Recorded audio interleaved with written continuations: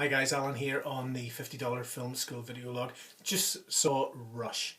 What an outstanding film, and what a well-titled film. So it's about the combative relationship between James Hunt and Niki Lauda in the Formula One Championships in the 70s, and it's absolutely outstanding. Now, when a film opens with a voiceover, so often in film school you're advised not to open with voiceovers, but setting that aside, this starts with Niki Lauda on the start line for one of these races, I think at the Nürburgring in 1976, and he's on the starting line, and you're inside his head, inside the cockpit, and he says, "There's 21 of us in this race, and 2 of us are going to die." How can you not watch on at that point?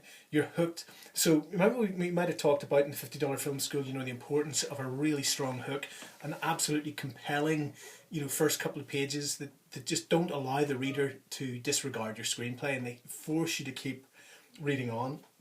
And that's a great example. The very first line of this, just you're hooked and you have to find out what happens.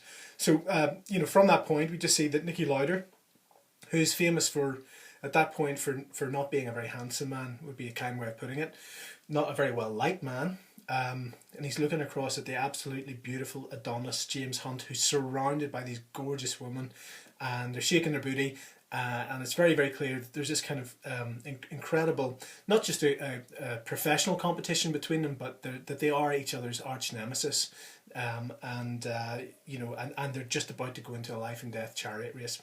So from that point on, as I say, you're absolutely hooked. Chris Hemsworth is absolutely outstanding. He completely nails that sort of preppy Southern English, spoiled brat thing that James Hunt had going on, and of course the looks and the charm, the kind of rock star sex appeal. He has it absolutely nailed. Now, I remember James Hunt as a kid.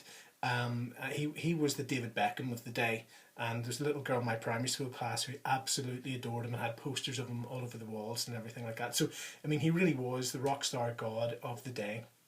And Daniel Brühl as Niki Lauda, again, this complete nemesis. On the one hand, the achievement of the film really is that I found, and I'm not a fan of Formula One, so that's neither here nor there. The action sequences in the film are absolutely compelling, and you're at the edge of your seat. But the drama, I had completely underestimated the dramatic power of the film and how moving it was. And the thing with Niki Lauda is that he makes these very kind of rational, logical, detached, pragmatic decisions, completely at odds with the cock out, sort of rock out, kind of fly by the seat of your pants, ballsy kind of charisma of James Hunt. And the thing is that the film has you kind of equally engaged with both characters, and at different points they make different decisions, totally in keeping with their own character. And what I found was that in each instance I was totally empathizing with their position. So the film didn't ask you really to take sides as who's the goodie, who's the baddie, as it were. But the triumph of the writing and the acting was such that you could totally empathise with both decisions, with all the decisions that both these contrary characters made throughout the course of their lives together. Scenes to look out for. A terrific scene where Daniel Brühl, playing Niki Lauda, meets the woman who will become his wife, and they end up hitching a lift with some Italians. That's a terrifically sort of invigorating and funny scene. There's an excellent scene where James Hunt proposes to his wife-to-be, obviously, which just totally captures the spontaneous charm and sex appeal of the man. And Olivia Wilde plays his wife, and she's fantastic in it as well. Very, very beautiful woman.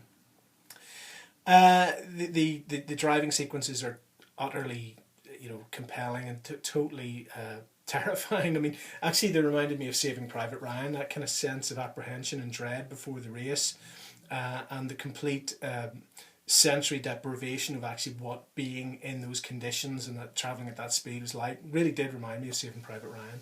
The sound effects, the visuals are outstanding in the movie. But above all, it was the emotional content of the film and the kind of the classical dramatic symmetry of how the characters at once were antagonistic to each other, and yet at a very deeper level were so deeply bound to each other through respect and a kind of love that was very, very, very touching. Go out and get hold of Rush and let me know what you think. I'm sorry to babble on for more than 5 minutes about this film, but I just did want to say, above all, check it out. The photography's outstanding, the acting's outstanding, beautifully directed. One or two moments where I thought it was a little on the nose. There's a scene where James Hunt gets fired and he ends up playing with the Scalextrics. He gets some bad news and his Scalextric car just jumps off the track, and I was kind of thinking, yeah, we get it, you know.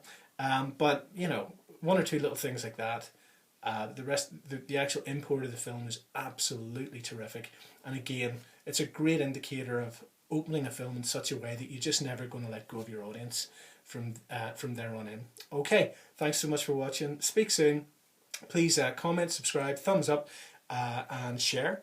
And we'll catch up either on facebook.com/my50dollar film school, on the YouTube channel, or at $50 Film School when the site is up and running soon. Okay, thanks, bye.